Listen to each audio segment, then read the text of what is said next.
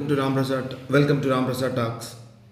ముఖ్యంగా champions trophy విజయంతో ఊరట లభించిన అటు న్యూజిలాండ్తో టెస్ట్ సిరీస్, అలాగే ఆస్ట్రేలియాతో టెస్ట్ సిరీస్ ఓటమి ఇంకా మన మొదల్లో ఉంటూనే ఉంది. అది కోచ్గా గంభీర్ ఇంకా చాలా దూరం ప్రయాణించాల్సి ఉంది. ఇంకా ఇంగ్లాండ్ పర్యటనతో అటు 2 ఏళ్ల ప్రపంచ టెస్ట్ ఛాంపియన్షిప్ మొదలవుతుంది.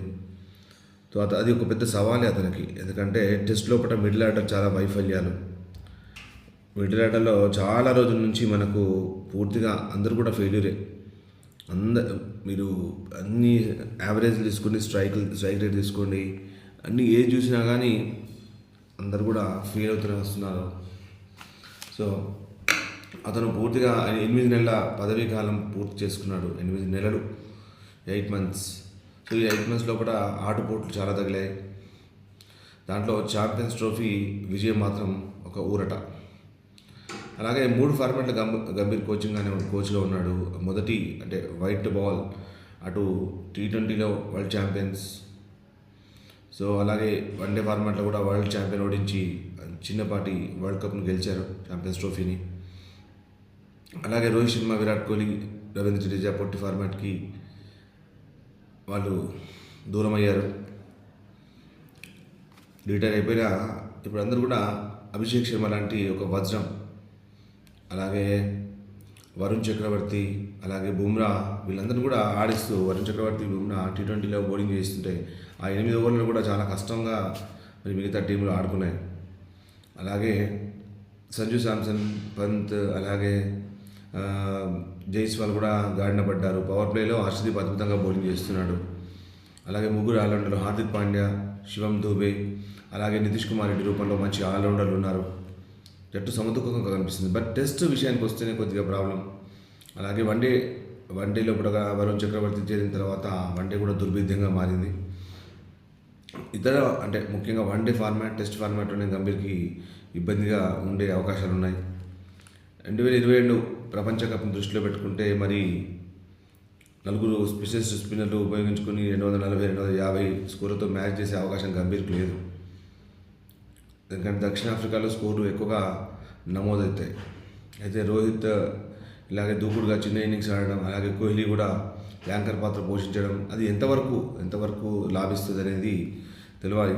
మరి ఇప్పుడు ఇద్దరు రిటైర్డ్ కారని చెప్పినా మరి భవిష్యత్తు మీద ఆలోచనలతో మరి సెలెక్టర్లు కానీ మరి గంభీర్ కానీ ఏం చేస్తారో చూడాలి.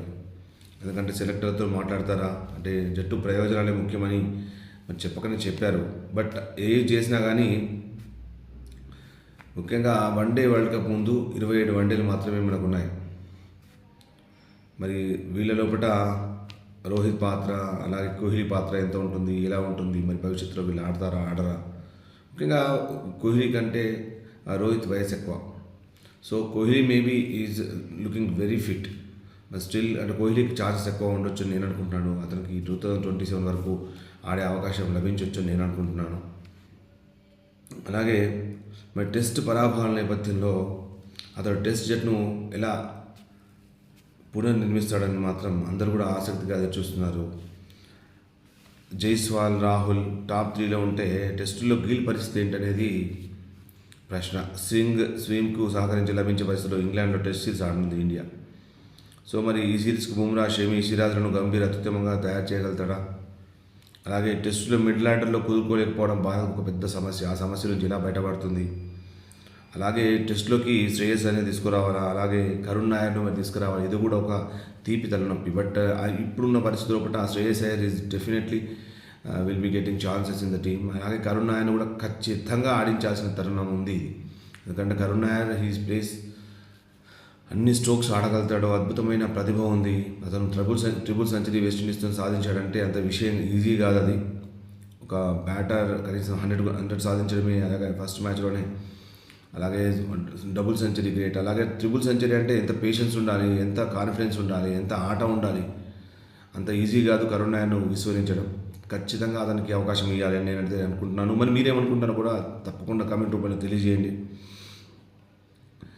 ఇంకా గంభీర్కి కఠిన పరీక్షలు ముందున్నాయి. టెస్ట్ సిరీస్లు మాత్రమే ఎక్కువగా గంభీర్ని పరీక్షలు పెట్టే అవకాశం ఉంది. ఆ పరీక్షలకు ఎలాంటి సమాధానం చెప్తాడు, మరి భవిష్యత్తులో పూట ఎలాంటి టెస్ట్ టీం నిర్మాణం జరుగుతుంది, మరి టెస్ట్ టీంలో ఎవరు ఉంటారు, మరి రోహిత్ కొనసాగుతాడా లేడా, మరి కోహ్లీ పరిస్థితి ఏంటి, అలాగే ముఖ్యంగా బౌలర్లను ఎలా తయారు చేస్తారు, హర్షిత్ రాణా కొనసాగుతాడా లేడా, ఇవన్నీ ప్రశ్నలకు సమాధానం అటు గంభీర్ చెప్పాల్సి ఉంటుంది. అలాగే ఇంకా మంచి ఫాస్ట్ బౌలర్లను తయారు చేయాల్సి ఉంటుంది. అలాగే మరి వన్డే టెస్ట్ ఫార్మాట్లో ఆల్రౌండర్లను కూడా ఎక్కువగా తయారు చేయాల్సిన అవసరం కూడా టీమిండియాకు ఉంది.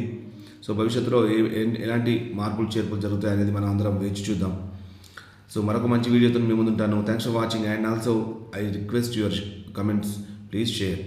Thank you for watching and subscribe, that's up to you, and I like your likes.